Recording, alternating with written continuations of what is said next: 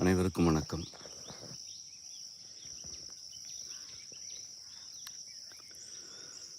சிவபுராணம் உரை விளக்கத் தொடர்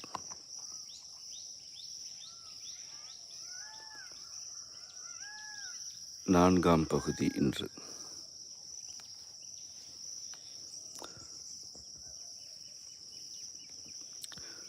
வேகங்கெடுத்தாண்ட வேந்தனடி வெல்க,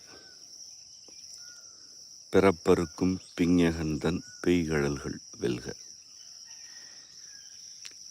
புறத்தார்க்குச் சேயோன்தன் பூங்கழல்கள் வெல்க, கரங்குவிவார் உண்மகிழும் கோன்கழல்கள் வெல்க,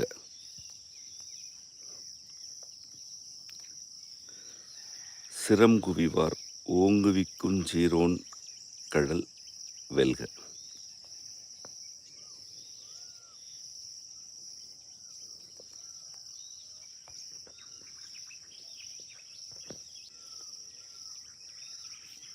வேகம் கெடுத்து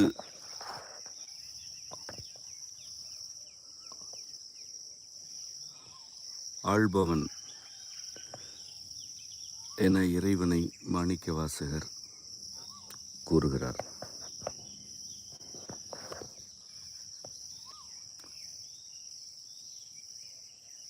இப்படி யார் சொல்ல இயலும் என்று எண்ணினால் அதற்கு விடையே இல்லை. ஏனென்றால் மனிதர்களுடைய அறிவு யாவும் வேகமாக நிகழ வேண்டும் என்பதனை நாடுகிறது.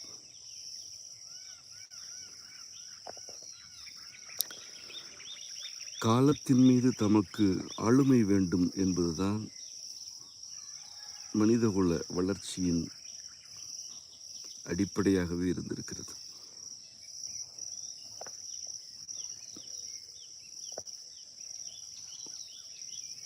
ஓர் ஆண்டில் எது நிகழ வேண்டுமோ அது ஒரு நாளில் நிகழ்ந்தாலும் மகிழ்ச்சி. அதற்கு என்ன செய்ய வேண்டுமோ அதனை செய்வோம் எனும் ஆசை மனிதர்க்கு இன்று இருக்கிறது, என்றும் இருக்கிறது. ஆனால் இறைவன் இதனை விரும்புவதில்லை.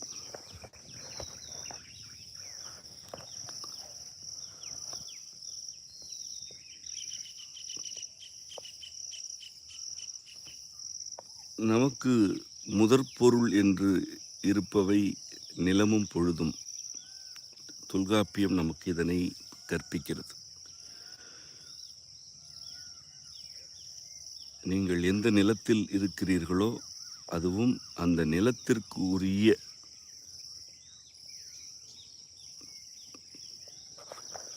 பொழுதுகளும் அல்லது பருவங்களும் தான் உங்களுக்கு உரியவை. மற்ற நிலத்தில் இருப்பவருக்கு உரிய பொழுது உங்களுக்கு பொருந்தாது. ஆகவே உங்களுக்கு முதற்பொருளே உங்கள் நிலமும் அதற்குரிய பொழுதும் தான்.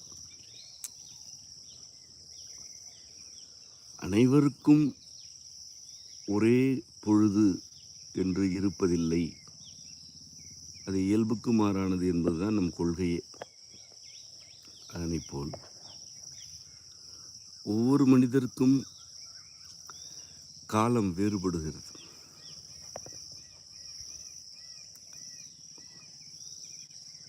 காலத்தில் ஒருவர் எவ்வளவு விரைவாக சில செயல்களை செய்கிறாரோ அதனை அப்படியே இன்னொருவர் செய்வதில்லை.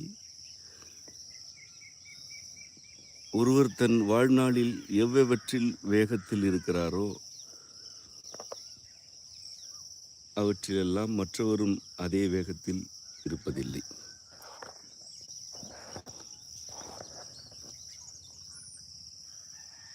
மனிதருக்கு மனிதர் வேகம் வேறுபடுகிறது.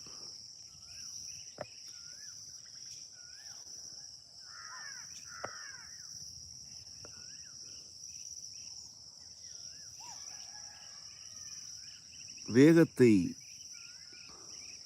தூண்டுதல், அதனை கெடுத்தல், இந்த இரண்டில்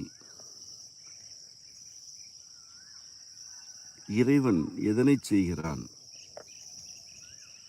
என நாம் நோக்கினால், மாணிக்கவாசக பெருமான் கூற்றின்படி அவன் வேகத்தை கெடுக்கிறான்.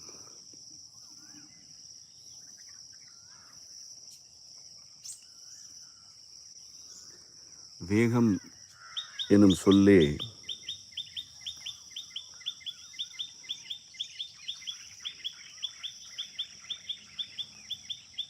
வெம்மையாக அல்லது வெப்பத்தன்மையுடன்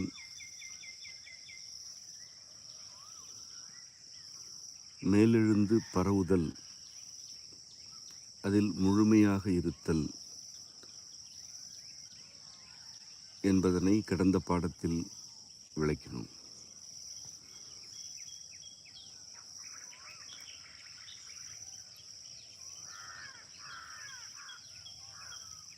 ஒரு புள்ளியிலிருந்து மற்றொரு புள்ளிக்கு பாய்ந்து பரவ வேண்டுமென்றால் அதற்கு வெம்மை வேண்டும். அதாவது வெப்பம்தான் அசைவிற்குரியது. அந்த வெப்பம்தான் ஆகாயத்தின் ஒரு முனையில் இருக்கும் துகள்களை கூட புவிக்கு எடுத்து வருகிறது. அதனால்தான் கதிரவனுக்கு வெய்யோன் என்றும் முன்னோர் பெயரிட்டனர்.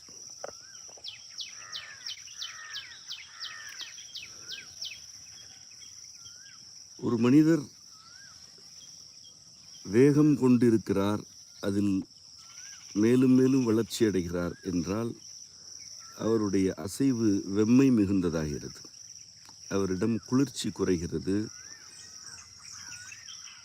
நீர்மை குறைகிறது என்று பொருள். அது அவர் உடலிலும் குறையும், மனநிலையிலும் குறையும்.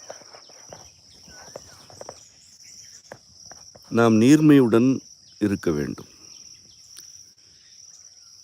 மக்கள் பேச்சு வழக்கில் மனதில் ஈரம் இருக்கிறதா என கேட்பார்கள்.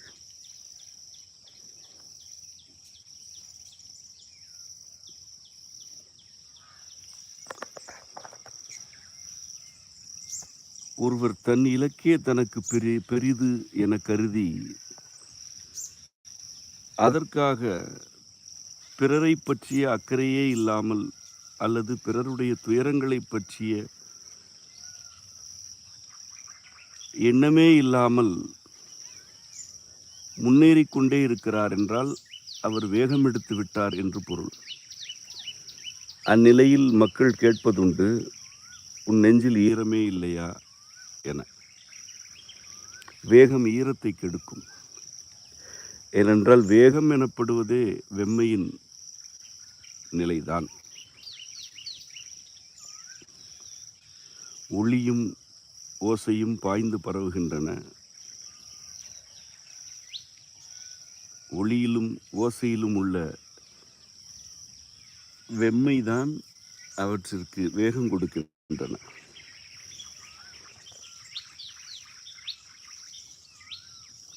இறைவன் இந்த வேகத்தை மனிதர்களுக்கு கெடுக்கிறான் என்பது எவ்வளவு அற்புதமான கருத்து. ஒவ்வொருவருக்கும் உரிய காலம் வழங்கப்பட்டிருக்கிறது. அந்த காலத்தை தடுப்பவரும் கெடுப்பவரும் கொடுப்பவரும் எவரும் இல்லை. இறைவனே காலத்தை கொடுக்கிறான், அவனே அதற்குரிய வேகத்தை வழங்குகிறான். ஆனால் மனிதர்கள் தம் வேகத்தை மிகுவிக்க வேண்டும் என்று முற்படும் பொழுது இறைவன் அதனை கெடுக்கிறான். நம் வேகம் கெடுக்கப்படுகிறது என்றால்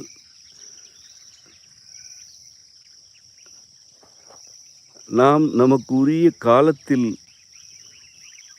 நிற்காமல் விரைவதற்கு முயற்சிக்கிறோம் என்று புரிந்து கொள்ள வேண்டும்.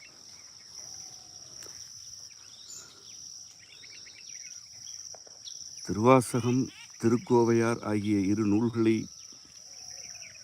பார்க்கும்போது ஒரு மனிதரா இவ்வளவு கருத்துக்களை கூறினார் என்று நமக்கு வியப்பாக இருக்கிறது.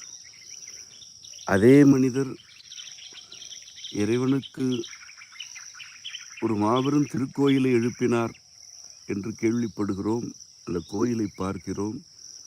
அதே மனிதர் தான் இதனையும் செய்தாரா என்று வியக்க வேண்டியிருக்கிறது.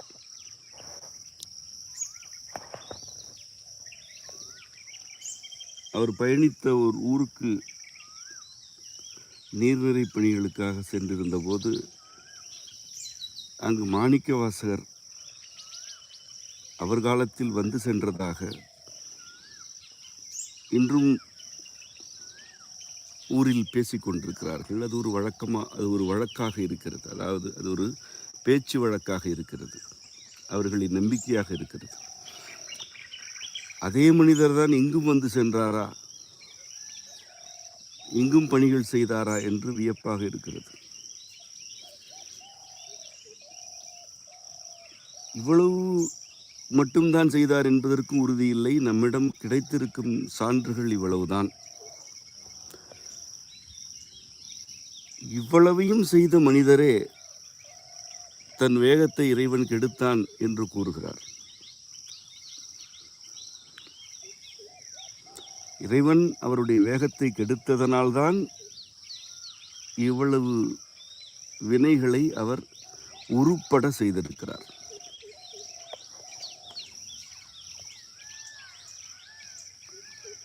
கதிரவன் வேகமாக பாய்கிறது, பரவுகிறது. கதிரவனுடைய கதிர்கள் வேகமாக பாய்ந்து பரவுகின்றன. ஆனால் அந்த கதிர்கள் எந்த ஓர் உருவாகவும் மாற்றமடைவதில்லை. அது உருப்படாது.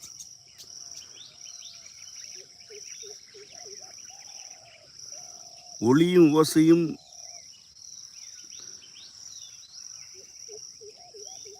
வேகத்தினும் வேகம் என்று பாய்ந்து பரவுகின்றன. அதே வேகத்தில் ஒளியும் ஓசையும் எந்த உருவாகவும் மாற்றமடைவதில்லை, வளர்ச்சி அடைவதில்லை. ஆனால் மழை நீரை பாருங்கள். அதில் வெப்பத்தை காட்டிலும் வேகம் குறைவு. நீர் ஓரிடத்திலிருந்து இன்னொரு இடத்திற்கு செல்வதற்கு குறைந்த வேகத்தையே கொண்டிருக்கிறது. ஆதலால் தான் அது செல்லும் இடத்தை நனைத்து கொண்டும் வறண்ட நிலங்களுக்கு ஊட்டமாக தன்னையே வழங்கி கொண்டும் தன் போக்கினை வகுத்து கொள்கிறது. அந்த நீர் ஓர் உரு என்று காட்சிக்கு தெரிகிறது, உடலுக்கு ஊட்டமாகிறது. அதாவது அது உருப்படுகிறது. நிலம் என்று அழைக்கப்படும் நம் அன்னையை பாருங்கள். அவள் அப்படியே இருக்கிறாள். அவள் வேகமே இல்லையோ, அவளுக்கு வேகமே இல்லையோ என்பது போல் கிடக்கிறாள். பாறை பாறையாகவே இருக்கிறது, மண் மண்ணாகவே இருக்கிறது. ஒரு பாறை மண்ணாவதற்கு சில கோடி ஆண்டுகள் ஆகின்றன.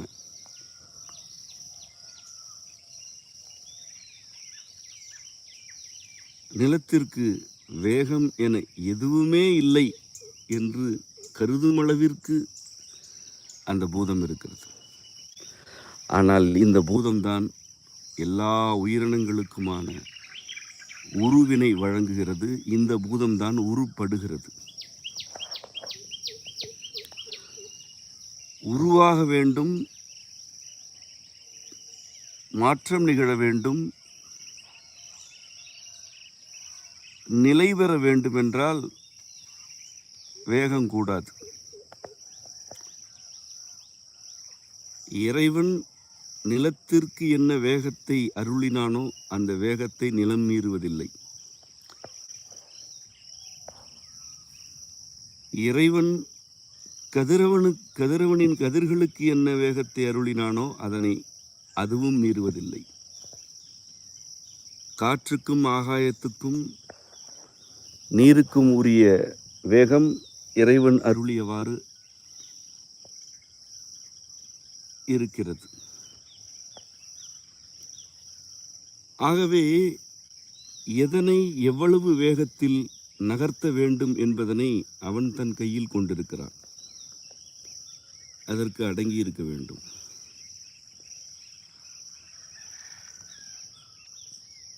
ஒரு மாந்த பிறப்பு என்பது உருப்படுவதற்கானது. எதனை செய்தாலும் அது உருப்பட வேண்டும், அது நிலை பெற வேண்டும்.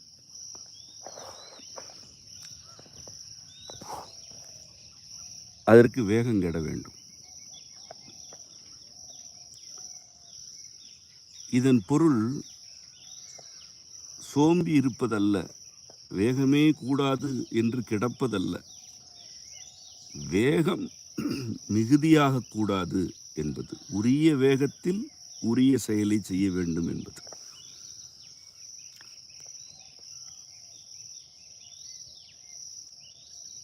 இந்த கருத்தை வேகங்கெடுத்தாண்ட வேந்தன்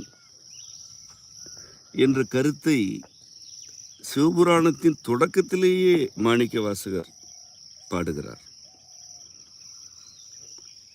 6ஆம் அடியிலேயே இதனை கூறுகிறார் என்றால் இது எவ்வளவு இன்றியமையாதது என்று நாம் புரிந்து கொள்ள வேண்டும்.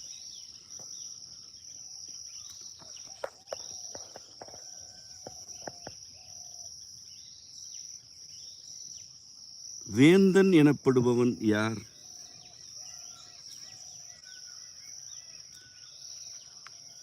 அரசன் என நாம் இன்று பொது சொல்லால் அழைக்கிறோம். அரசுக்கு தலைவன் அரசன். கையில் கோல் கொண்டு ஆட்சி செய்பவன் கோன். அந்த கோன் என்பது ஒரு குறியீட்டு சொல். அக்காலத்தில் செங்கோல் என்று ஒன்று இருந்தது. அது செம்மையான கோல். அந்த கோல் ஆட்சியாளருக்கு உரியது. அதனை அவர் கொண்டிருப்பதனால் அவர் கோன் எனப்பட்டார்.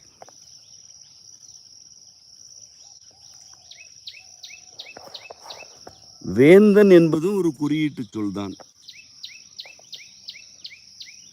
தலையில் அரசருக்கு உரிய முடியை வேய்ந்திருப்பவர் வேந்தர், வேய்ந்து கொண்டவர் வேய்ந்திருப்பவர் வேந்தர் என்பது ஒரு குறியீட்டு கருத்து. இன்று மகுடம் என அழைக்கிறோம், அது அக்காலத்தில் முடி என அழைக்கப்பட்டது. நிலத்திற்கு நிலம், அரசர்க்கு அரசர், குலத்திற்கு குலம், அந்த முடி வேறுபடும். அவ்வாறு முடி வேய்ந்தவர் வேந்தர். இது ஒரு குறியீடாக புரிந்து கொள்ளப்பட வேண்டியது. ஆனால் அது மட்டுமல்ல, வேகம் எனும் சொல்லில் உள்ள வே என்ன பொருளை கொண்டிருக்கிறதோ அதே பொருளைத்தான் வேந்தன் எனும் சொல்லில் உள்ள வே கொண்டிருக்கிறது. வெம்மையுடன் மேலெழுந்து பரவுதல் வே. அவ்வாறு தன் குடிமக்களுக்கு மேலெழுந்தும் நிலப்பரப்பை விரித்து நாடு ஆக்குவதற்காகவும் பல்வேறு வினைகளில் ஈடுபட்டு வளம் பெருக்குவதற்காகவும் மக்களை காப்பதற்காகவும் வெம்மையாக மேலெழுந்து யாவர்க்கும் மேலாக தான் நின்று பாய்ந்து பரவும் ஒருவன் வேந்தன் என்றும் இதற்கு பொருள் உண்டு. இன்னும் சொல்ல போனால் இதுதான் அடிப்படையான பொருள்.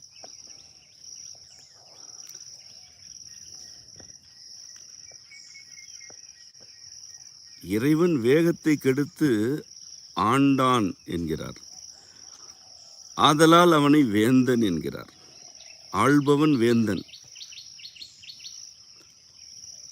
வேந்தன் தன்னுடைய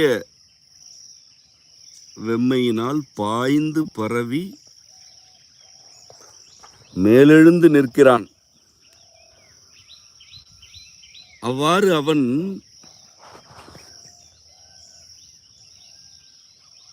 வேகமாக இருக்கிறான். அவனுக்கு உள்ளடங்கி இருப்பவர்கள்தான் குடிமக்கள்.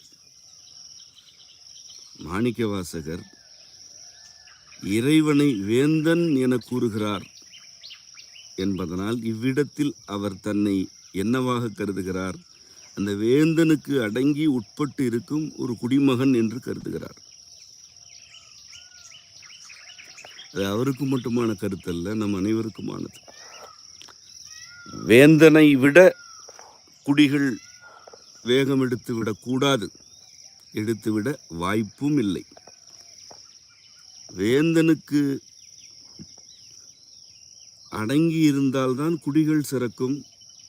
அந்த குடிகளை விட வேகமாக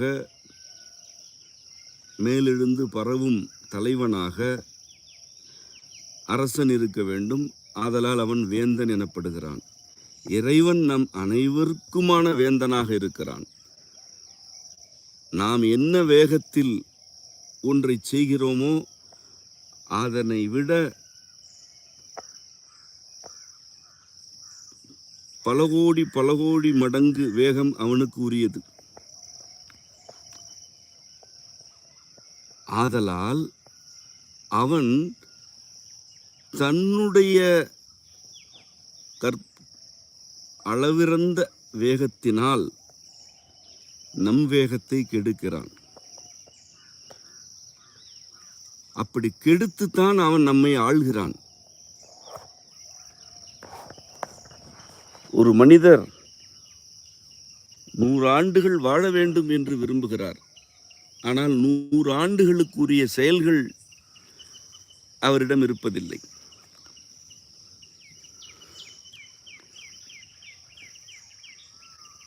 வேகத்தின் மீது அந்த மனிதருக்கு இருக்கும் நாட்டம்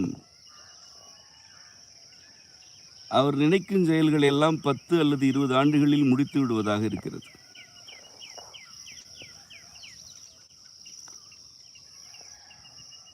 இங்கே ஒரு மரம் 4 நூற்றாண்டுகளாக கூட வாழ்ந்து கொண்டுதான் இருக்கிறது.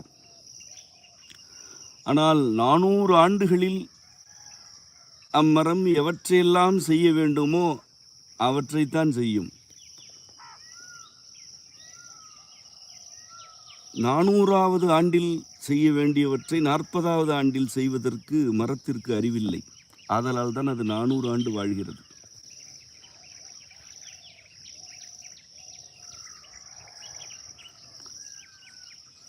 இறைவன் எனும் வேந்தனின் ஆட்சிக்கு அது உட்பட்டு இருக்கிறது. புழுவும் பூச்சியும் ஆமையும் யானையும் இன்ன பிற உயிரினமும் அவன் வேகத்திற்கு உட்பட்டுத்தான் இருக்கின்றன. முன்னர் கூறியவாறு நிலம் எனும் அன்னையே தனக்கு வேகமே இல்லை என்பது போல் இருக்கிறாள்.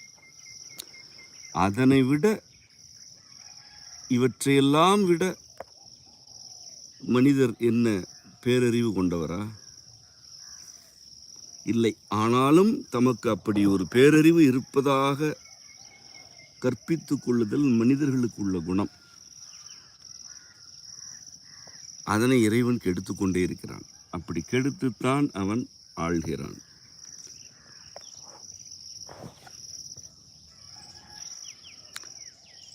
பிறப்பருக்கும் பிஞகன் தன் பெய் கடல்கள் வெல்க.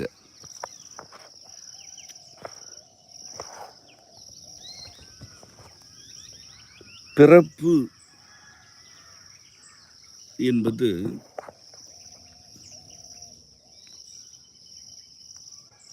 தொடக்கமும் அல்ல, முடிவும் அல்ல. இன்று ஒருவர் பிறக்கிறார் என்றால் அவர் இதற்கு முன்னரும் பிறந்திருக்கிறார்.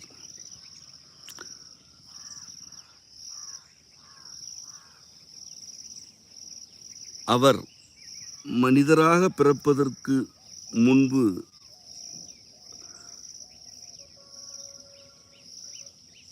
பல்வேறு உயிரினமாக பிறந்திருக்கிறார். உயிரினமாக பிறப்பதற்கு முன்பு அவர் காற்றாக, அணுவாக இருந்தார்.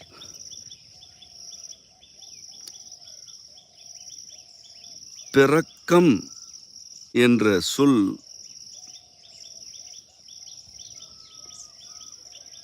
ஒரு ஆழ்ந்த கொள்கையை கொண்டிருப்பது. அதனையும் மாணிக்கவாசகர் தான் திருவண்ட பகுதியில் பதிவு செய்தார். வரம்பில்லாமல் பெருக்கம் அடைவது பிறக்கம் எனப்படும். இதுதான் இவ்வளவுதான் என்றால் அது பெருக்கம். எது எவ்வளவு பெருகும் என்றே தெரியாது, அவ்வளவு பெருகுகிறது என்றால் அது பிறக்கம். அதாவது வரம்பு இல்லாமல் ஒன்று வளர்ச்சியடைந்து கொண்டே இருக்கிறது என்றால் அது பிறங்குகிறது என்று பொருள்.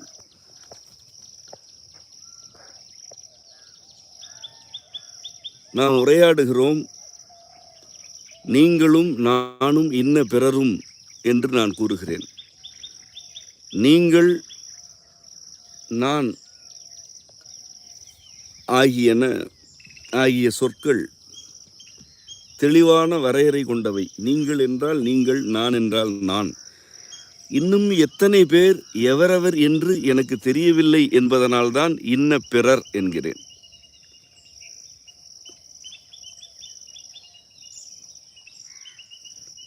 பிறவும் உள என்று கூறினால் எவ்வளவு இருக்கின்றன என்று தெரியவில்லை என்று பொருள். வரம்பில்லாத பெருக்கம் பிறக்கம் எனப்படும்.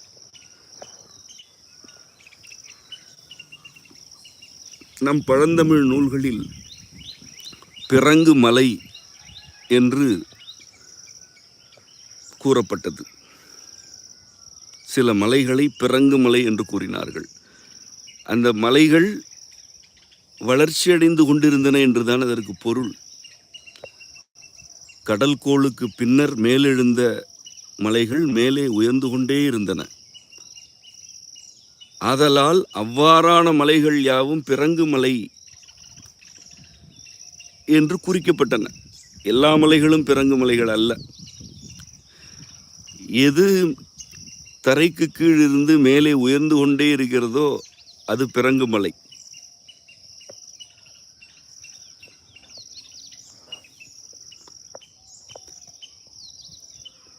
இவ்வாறு பிற என்ற சொல் வரம்பில்லாத பெருக்கத்தை குறிக்கிறது.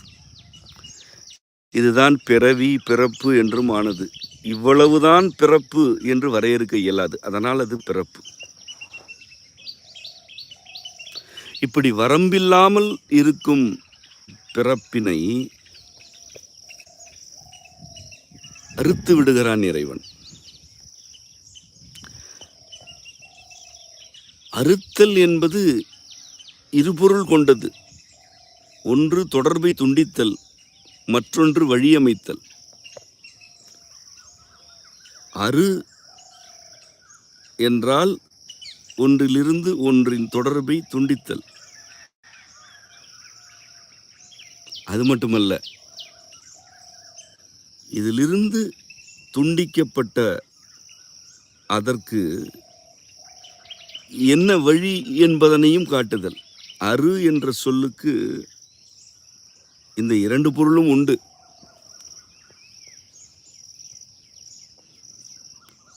அறுபடை வீடு என்று கூறப்படுகிறது. அதற்கு அடிப்படையான பொருள் வழிகாட்டும் படை வீடு என்பதுதான். அது எதனையும் அறுத்து கொண்டிருக்கவில்லை. அது வருபவர்களுக்கு வழிகாட்டும் படையாக இருந்தது. இப்பொழுது அதுவே வீடாகி இருக்கிறது என்றுதான் பொருள்.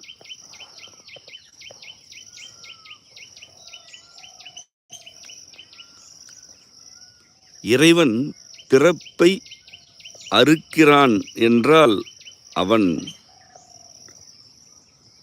இந்த பிறவி சுழலை நிறுத்துகிறான், முடித்து வைக்கிறான். இந்த பிறவி சுழலில் இருந்து நம்மை நீக்குகிறான். துண்டிக்கிறான். தொடக்கம் எது, முடிவு எது என்று நமக்கு தெரியாது. இன்று இவ்வாறு இருக்கிறோம், நாளை எவ்வாறு இருப்போம் என்று நமக்கு தெரியாது. நாளை பிறப்போமா பிறக்க மாட்டோமா என்றும் தெரியாது. இவை யாவற்றையும் அறிந்தவன் அவன் மட்டுமே. ஆதலால் அவனே பிறப்பை அறுக்க வேண்டும். அப்படி அறுப்பதோடு அவன் நிற்கவில்லை. அவனை வழி அமைக்கிறான். எதற்கு வழி அமைக்கிறான்? இந்த பிறவிச் சுழலில் இருந்து துண்டிக்கப்பட்ட அல்லது நீக்கப்பட்ட பின்னர் அந்த உயிர் எங்கு செல்ல வேண்டும் என்பதற்கு அவன் வழி அமைக்கிறான். இல்லை என்றால் அது அலைந்து திரிந்து கொண்டல்லவா இருக்கும். பிறவிச் சுழலில் தான் உயிர் அலைந்து திரிகிறது. அது அறுக்கப்பட்ட பின்னர் அதற்கு வழி வேண்டும். அந்த வழியை அறுக்கும் பொழுதே அமைப்பவன் இறைவன்.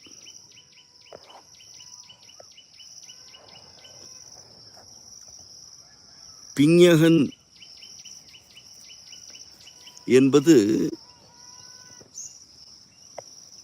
மற்றும் ஒரு குறியீட்டு சொல்.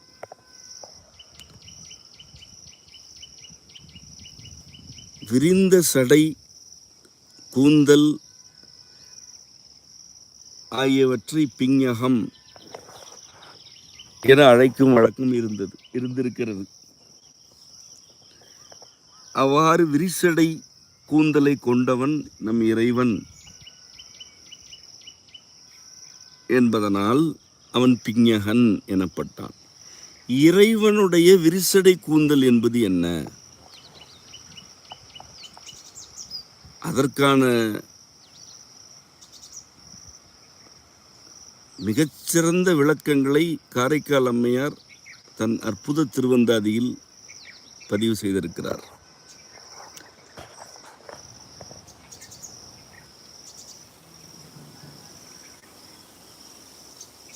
இறைவனுடைய கூந்தல் அல்லது விரிசடை எனப்படுவது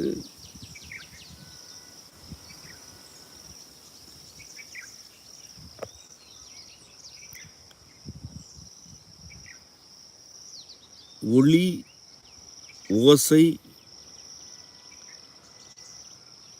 வெம்மையான கதிர்கள், குளிர்ச்சி ஆகியவற்றின் ஒரு தொகுப்பு. இந்த பேரண்டம் முழுமைக்கும் வெம்மையான கதிர்களும் குளிர்ச்சியும் பாய்ந்து பரவுகின்றன. அவை யாவும் ஒரு புள்ளியிலிருந்து தொடங்கி பேரண்டத்தின் முனை வரை வளை வடிவமாக அலை அலையாக பாய்கின்றன.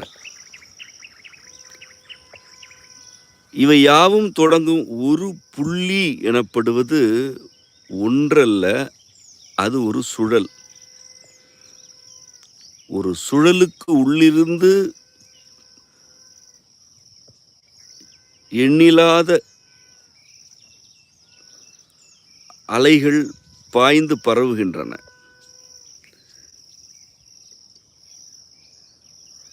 இவையே பேரண்டம் முழுமைக்கும் விரவி கிடக்கின்றன.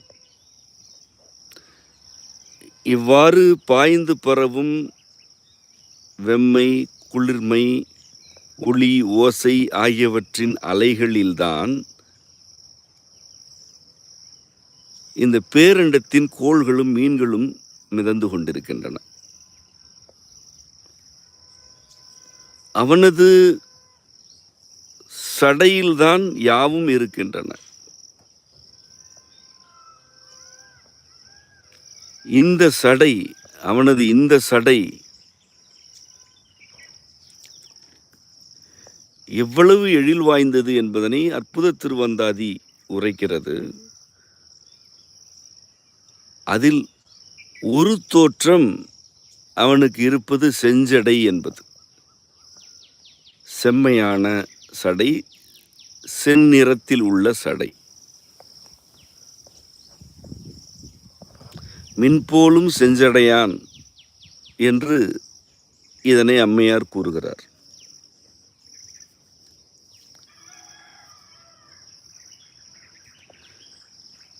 இந்த செம்மையான அல்லது செந்நிறத்தில் உள்ள இறைவனது சடையில், சடை எனப்படுவது உயிரினங்கள் வாழ்வதற்கு உரிய பேரண்டத்தின் பகுதி.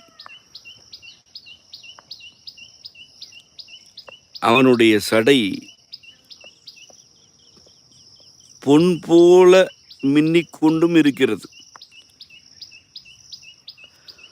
அது உயிரினங்கள் வாழாத அல்லது உயிரினங்கள் வாழ்வதற்கு வாய்ப்பற்ற பேரண்டத்தின் பகுதி. அவன் சடை மட்டுமல்ல, அவன் மேனி முழுவதுமே பொன்னார் மேனி என்று இருக்கிறது. அதனையும் அம்மையார் கூறுகிறார். அதனை சுந்தரமூர்த்தி நாயனார் உள்ளிட்ட பலரும் கூறியிருக்கிறார்கள். அந்த பொற்சடை எனப்படுவது வெம்மை மிகுந்தது. அதுதான் நான் முன்னர் கூறிய வேகத்தினும் வேகமானது.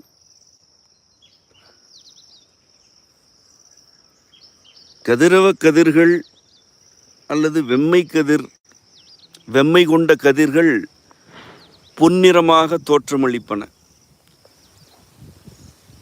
அவற்றின் வேகம் நம் கற்பனைக்கும் அப்பாற்பட்டது. அது பொற்சடை, அதில் உயிரினங்கள் வாழ்வதில்லை. அந்த வேகம் தணிந்து குளிர்ச்சி அல்லது ஈரம் கொண்டு செம்மை வண்ணத்திற்கு மாற்றமடையும். மஞ்சள் மிகுந்த பொன்னிற கதிர்கள் ஈரத்தை உள்வாங்கிக் கொண்டு தம் வேகத்தை தணித்த பின்னர் செஞ்சடை என்று மாற்றமடையும். அந்த செஞ்சடையில்தான் உயிரினங்கள் வாழ்வதற்குரிய சூழல் அமையும். இதனை செம்பவள மேனியன் என்று கூறுவது நம் முன்னோர் வழக்கம். அவன் செம்பவள மேனியனாக இருக்கும் பொழுது உயிரினங்களுக்கு உரிய தன்மையில் தன்னை தனித்து கொண்டிருக்கிறான் என்று பொருள். அவனே பொன்னார் மேனியனாக இருக்கும் பொழுது வேகத்தினும் வேகமாக இருக்கிறான் என்று பொருள். பொன்னிறம் செந்நிறமாக மாற்றமடைய வேண்டுமென்றால் அவன் வேகம் தணிந்து ஈரம் மிகுந்து விட வேண்டும்.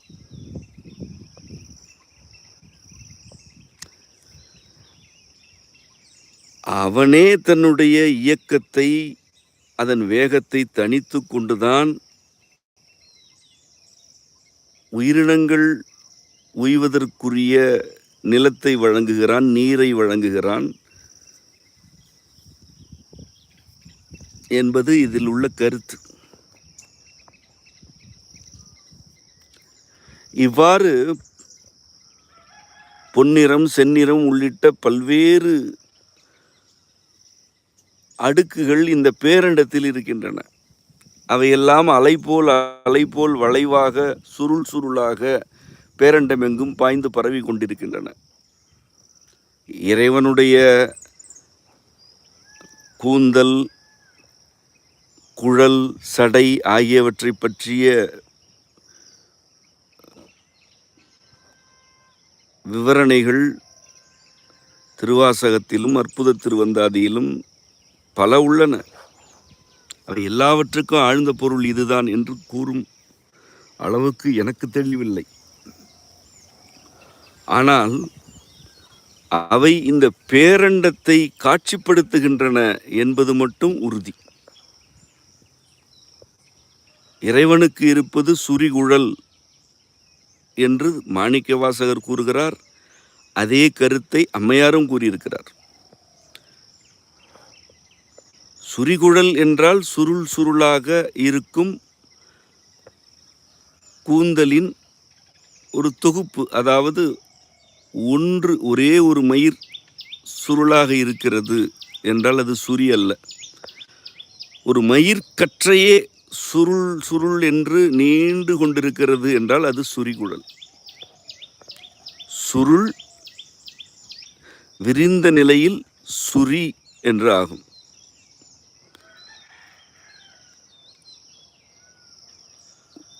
ஒளி, ஓசை, வெப்பம் ஆகிய யாவுமே இந்த பேரண்டத்தில் சுருள் சுருளாக கற்றையாகத்தான் பாய்கின்றன, பரவுகின்றன.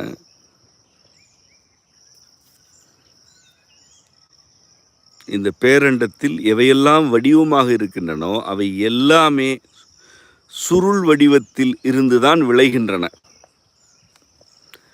துல்லியமான நேர்கோடாக ஒளி பாயும் நிலை உண்டு. அந்த நிலையில் ஒளி வளைவதுமில்லை, மடங்குவதுமில்லை, ஓசையும் வளைவதில்லை, மடங்குவதில்லை. அவை எந்த உருவாகவும் படுவதில்லை, அதாவது அவை உருப்படாதவை. வடிவங்களை ஆக்கி அருளுவது இறைவனது வேகம் தணிந்த நிலையில் உள்ள ஒளியும் ஓசையும் ஆகும்.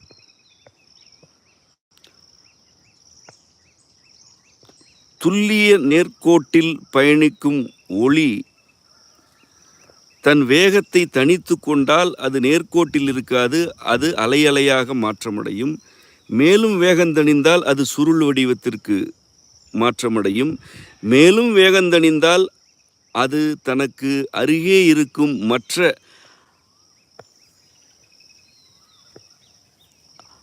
ஒளி அலைகளுடன் பின்னிக்கொள்ளும். அதுதான் சுரி குழல் எனப்படுவது.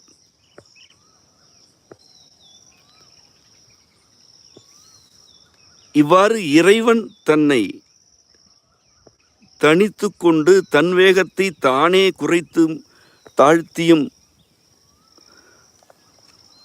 பல்வேறு உருக்களாக வெளிப்படுகிறான் என்பதுதான் நம்முடைய இறையியல் கொள்கை.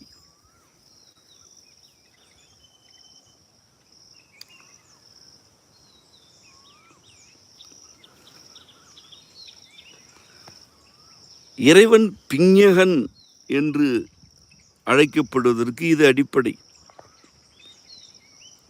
விரிந்த கூந்தல் கொண்டவன் என்றால் என்ன பொருள்? இறைவன் தன்னுடைய இயக்கத்தின் வேகத்தை தனித்து கொண்டு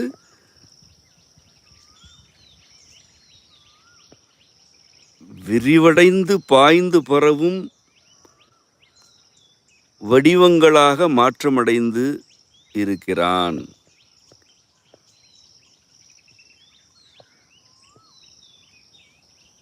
அந்த விரிவடைந்த ஒளி, ஓசை, வெம்மை, குளிர்மை ஆகிய யாவும் கூந்தல் போல காட்சியளிக்கின்றன. ஆதலால் அவன் விரிசடையான், அவன் நீள் சடையான், அவன் மின்போலும் செஞ்சடையான், அவன் சுரிகுழல் கொண்டவன், அவன் பிஞ்ஞகன். இந்த பிஞ்ஞகன் பிறப்பினை அறுத்து விடுகிறான்.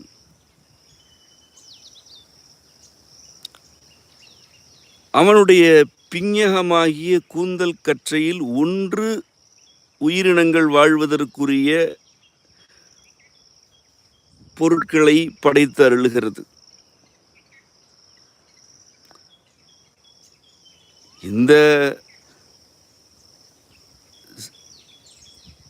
உயிரின வாழ்விடத்தை அருளுவது செஞ்சடை. இந்த செஞ்சடையும் உயிரினங்கள் வாழ்வதற்கு வாய்ப்பற்ற மற்ற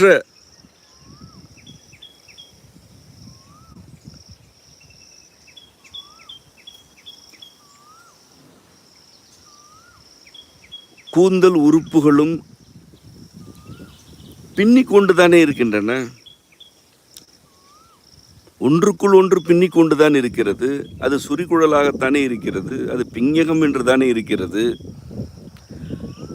ஆதலால் இந்த பிறப்பு அறுக்கப்படுகிறது என்றால் நாம் பிறப்பே இல்லாத நிலைக்கு உடனடியாக சென்று விடுவோம். அதற்குரிய வழியை அவனே அமைத்து அருளுகிறான். இந்த புவியிலிருந்து அல்லது உயிர்வாழிகளுக்குரிய இந்த மண்டலத்திலிருந்து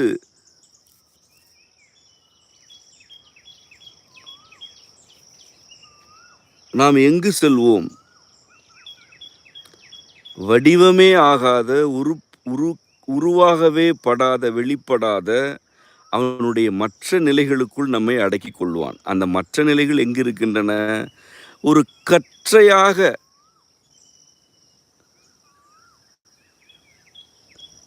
நாம் எங்கு வாழ்கிறோமோ அங்கேயே இருக்கின்றன.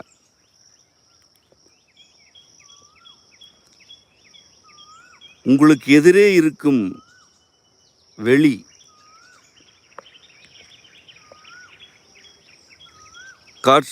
காற்றினை கொண்டிருக்கிறது, அதில் ஈரம் கொண்டிருக்கிறது, அதில் இரவும் பகலும் இருக்கின்றன. ஆனால் அந்த வெளியின் ஆழத்தில், அதன் உள்ளே காற்றே இல்லாத நிலையும் உண்டு. உங்கள் எதிரே இருக்கும் இடைவெளி அல்லது வெட்ட வெளியில் காற்றே இல்லாத நிலையும் உண்டு.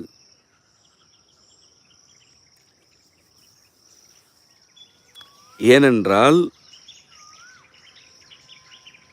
இங்கே உள்ள வெளி இறைவனது சுரிகுழலின் ஒரு பகுதி. அதில் செஞ்சடை என்று இருப்பது நமக்கு காட்சியாகிறது. அதில் நாம் வாழ்கிறோம். அதே வெளியில், அதே இடத்தில், ஆழத்தில் பொற்சடை இருக்கிறது. இன்னும் அதன் ஆழத்தில் வெண்ணிறம் இருக்கிறது, கருநிறம் இருக்கிறது, பல நிறங்கள் இருக்கின்றன. நாம் இங்கிருந்து இறைவன் அருளால் பிறப்பறுக்கப்பட்டால் அந்நிலைகளுக்கு சென்று விடுவோம். அதுவே வழி, அதுவே ஆறு. எங்கும் பறந்து செல்ல வேண்டியதில்லை.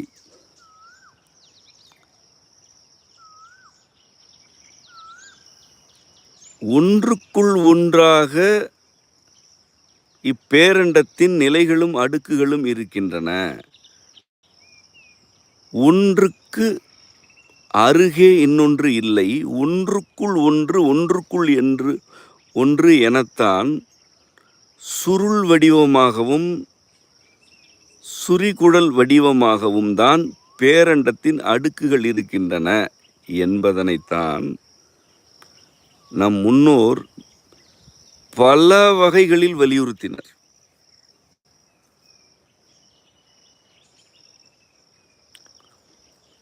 நீ இதிலிருந்து விடுவிக்கப்படுகிறாய் என்றால், அந்த விடுவிப்பை இறைவன்தான் நிகழ்த்துகிறான் என்றால், அந்த அறுப்பே உனக்கு வழியாகிவிடும்.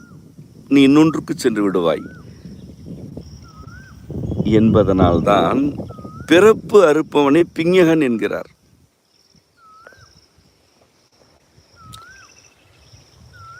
நீ ஒரு அவனுடைய மயிர்கற்றையின் ஒரு மயிரில் இருக்கிறாய். இதிலிருந்து அறுக்கப்பட்டால் கற்றையின் அடுத்த மயிருக்கு சென்று விடுவாய். அவனுடைய அடுத்த சுருள் வடிவ பேரண்ட அடுக்கிற்கு சென்று விடுவாய். நீ இன்னொன்றாக மாற்றமடைந்து விடுவாய். அவனுடைய சடைக்கற்றைக்கு உள்ளேதான் நீ இருக்கப் போகிறாய்.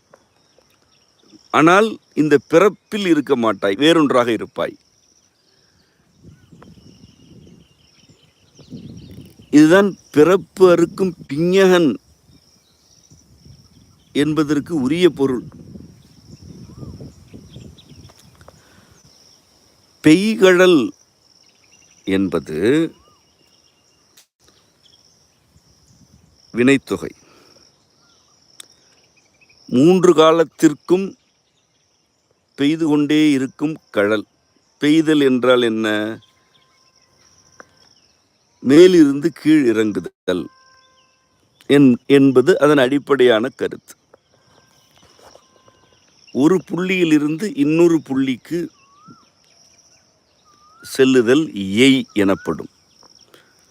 அம்பு எய்தல் என்றால் அம்பு ஒரு புள்ளியிலிருந்து இன்னொரு புள்ளிக்கு செல்கிறது.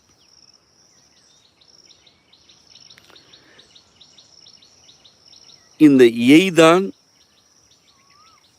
வகர மெய்யாகிய இவ்வுடன் சேர்ந்து வேய் என்றாகிறது. அதுதான் வேயுறு தோழி வங்கன் என்று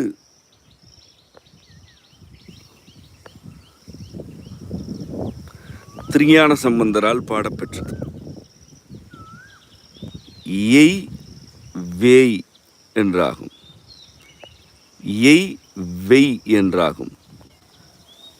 இந்த வெய் தான் வெம்மையை குறிக்கும் சொல். அதுவே வெய்யோன் எனப்படுகிறது. அது கதிரவன் எனப்படுகிறது. ஏனென்றால் கதிரவனுடைய கதிர் ஒரு புள்ளியிலிருந்து வேறொரு புள்ளிக்கு மிக நீண்ட தொலைவில் பயணிக்கிறது. அது எய்கிறது, எய்யப்படுகிறது.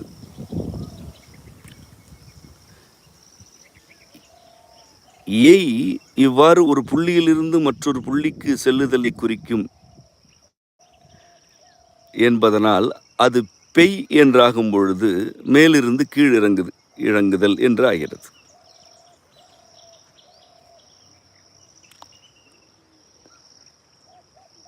கடல் எனப்படுவது ஒரு வளை வடிவம். அது வளையல் போன்றது, ஆனால் வளையல் அல்ல. முழுமையான வளை வடிவம் வளையல். கழட்டி மாட்டுவதற்குரியது கடல். ஆயினும் அது வளை வடிவமே. பெய்கடல் என்றால் மேலிருந்து கீழே இறங்கிக் கொண்டே இருக்கும் கடல் என்று பொருள். பிஞ்ஞகம் என்பது அவன் கூந்தலை குறியீடாக கூறும் சொல். பெய்கடல் என்பது அவனுடைய பாதத்திற்கு அருகே இருக்கும் ஒரு அணிகலனை குறிக்கும் சொல். எவ்வளவு அற்புதமாக அவனது உச்சி முதல் பாதம் வரையிலானவற்றை ஒரு தொகையாக கூறுகிறார். பிறப்பு அறுக்கும் நிலையில் அவன் பிஞ்ஞகனாக இருக்கிறான். அதாவது தன்னுடைய கூந்தலில் இடந்தந்து விடுகிறான். உயிர் வாழ்க்கை போதும் அடுத்த நிலைக்கு வா என்று தன் தலையிலேயே தன் சடையில் இடந்தந்து விடுகிறான். அப்படிப்பட்டவன் கீழே இறங்கி வருகிறான். அவன் பெய்கிறான். ஒரு மழை எப்படி பெய்கிறதோ அப்படி அவனே கீழிறங்கி வருகிறான்.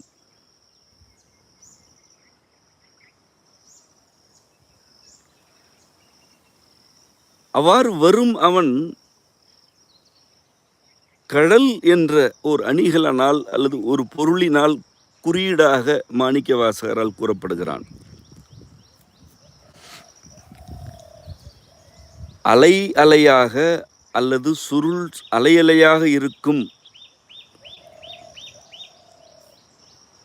நுண்பொருட்கள் அடுத்த நிலையில் சுருளாகின்றன. சுருளாக இருப்பவை சுரிகுழல் என்று பின்னிக் கொள்கின்றன. இது அவனுடைய தலையில் இருக்கும் வடிவ நிலை.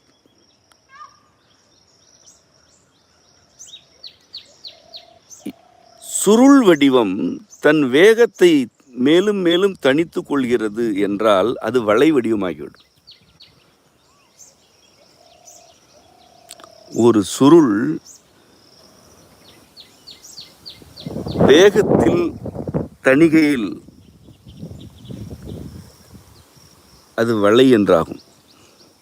இது ஒரு ஆழமான அண்டக் கொள்கை, அண்டத்தின் வடிவியல் கொள்கை. கோளங்கள்,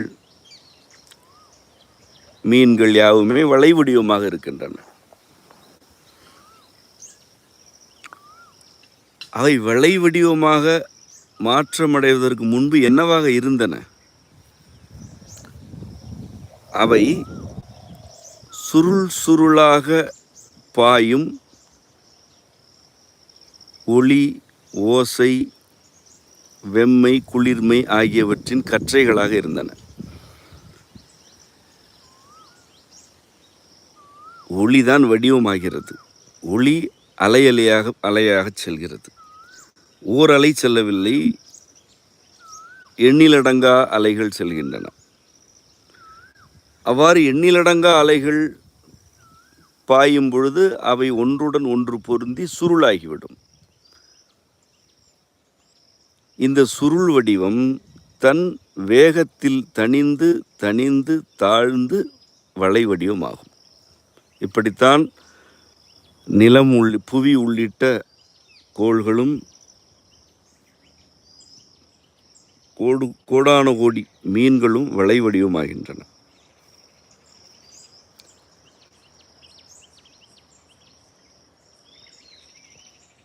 கடல் எனப்படுவது ஒரு ஒரு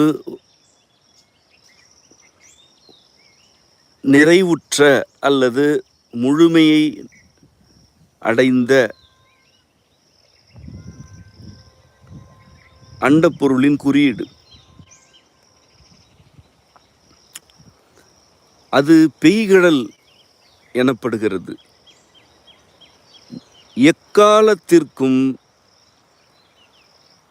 வளைவடிவ பொருட்கள் புதிதாக உருவாகி கொண்டே இருக்கின்றன. இதோ இந்த கருத்தை நாம் உரையாடி கொண்டிருக்கிறோம். இந்த நொடி இந்த பேரண்டத்தில் எத்தனை அண்ட பொருட்கள் வளைவடிவம் பெற்றன, எத்தனை கோள்கள் பிறந்தன என்று எவரும் கணக்கிட இயலாது. ஆனால் அவை பிறந்து கொண்டுதான் இருக்கின்றன. பிஞகம் இறைவனது இயக்கத்தின் வேகம் மிகுந்த நிலை. அது தன் வேகத்தை தணித்து தாழ்த்தி கொண்டு கடல் என்று வளைவடிவம் ஆகிறது. மேலிருந்து கீழ் இறங்குவதனால் பெய்கடல் எனப்பட்டது. இந்த மேல் கீழ் என்பது எதனை குறிக்கிறது? பிஞகம் என்ற இயக்க மிகுதியையும் கடல் எனும் இயக்கத்தில் தணிந்த நிலையும் குறிக்கிறது. ஆகாயத்திற்கு மேல் கீழெல்லாம் கிடையாது. அது மாணிக்க வாசகருக்கு தெரியும். இதெல்லாம் ஒரு அடிப்படை அறிவு. நமக்கு மேல் கீழ் உண்டு. ஆகாயத்திற்கு மேல் என்றும் எதுவும் இல்லை, கீழ் என்றும் எதுவும் இல்லை. உருக்கொண்ட பொருட்களுக்குத்தான் மேல் கீழ். தொடக்கமும் முடிவும் வரையறுக்க வாய்ப்பற்ற பேரண்டத்திற்கு அல்லது இறைவனுடைய அந்த தன்மைக்கு மேல் கீழ் எதுவும் இல்லை. நமக்கு மேலிருந்து மழை வருகிறது. மேகம் நமக்கு மேலே இருக்கிறது. ஆனால் மேகம் வானத்திற்கு கீழே இருக்கிறது. வானம் விண்ணுக்கு கீழே இருக்கிறது. விண் ஆகாயத்திற்கு கீழே இருக்கிறது. பூமிக்கு கீழ் இருப்பதும் மேகம்தான். பூமிக்கு கீழும் மேகம் உண்டு, மேலே மட்டும் மேகமில்லை. அவ்வகையில் மேல் கீழ் என்பவையெல்லாம் நமக்குரிய கருத்துகள். அவையெல்லாம் மாயை. பெய்கடல் எனப்படுவது உயரத்திலிருந்து கீழே வருவது அல்ல. அது இயக்க மிகுதியிலிருந்து அல்லது வேகத்திலிருந்து தாழ்ந்து தணிந்து வருதலை குறிக்கும். அதனால்தான் தெளிவாக பிஞகம் ஒரு குறியீடாகவும் அதற்கு கீழே கடல் என்ற வளைவடிவம் ஒரு குறியீடாகவும் வழங்கப்படுகிறது.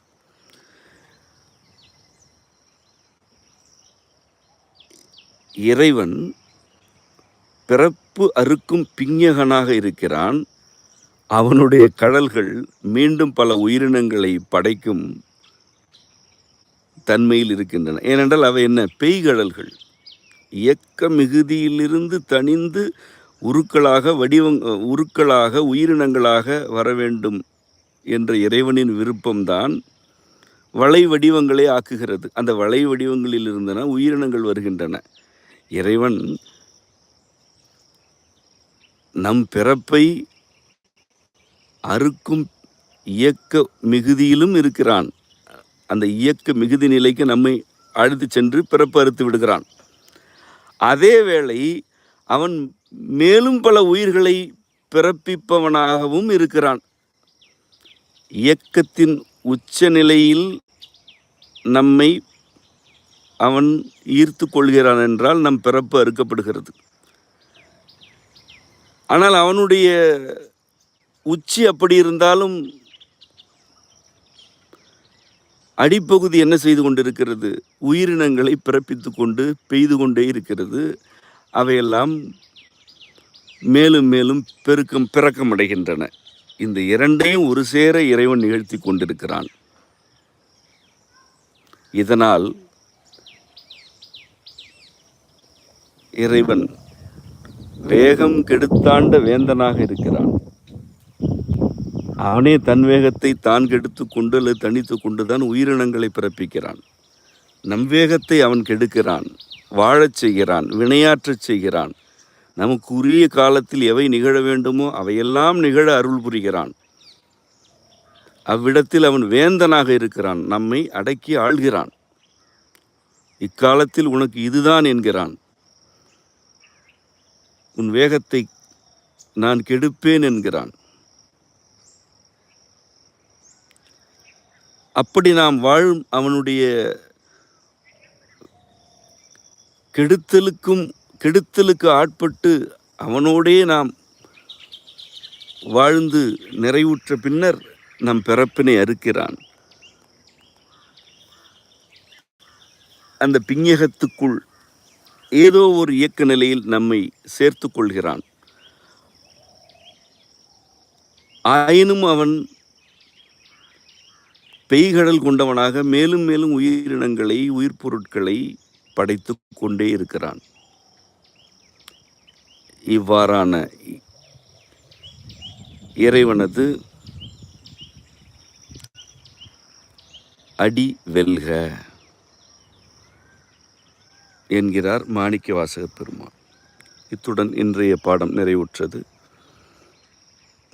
மீண்டும் அடுத்த வகுப்பில் இணைவோம். உங்கள் அனைவருக்கும் அம்மையப்பர் அருள் நிறைவதாக. நன்றி.